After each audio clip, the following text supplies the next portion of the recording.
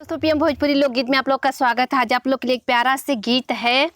जाती दुकान करे और जर्दा पान बेचे। गाना गाते गाते उब गई हूँ और जा रही हूँ अब जर्द दुकान करने के लिए। उस पे एक गीत है, कजरी गीत है, तो आप लोग ज़रूर सुनिएगा। एक आजमगढ़ में खोलदा दुकान पिया बेचब जर्दा पान पिया ना।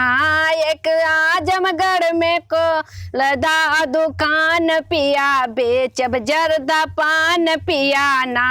एक आजमगढ़ में खोलदा दुकान पिया बेचब जर्दा पान पिया ना। तोहका अपने देहिया पे गुमान हमका अपने गाना पे गुम अन तोहका अपने देहिया पे गुमान हमके अपना गहना पे गुमान। गहना पहिनी के गहना पहिने के हम मारब जान पिया खोलदा दुकान पिया ना।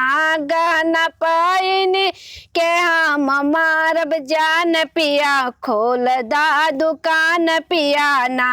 एक आजमगढ़ में खोलदा दुकान पिया बेचब जर्दा पान पिया ना।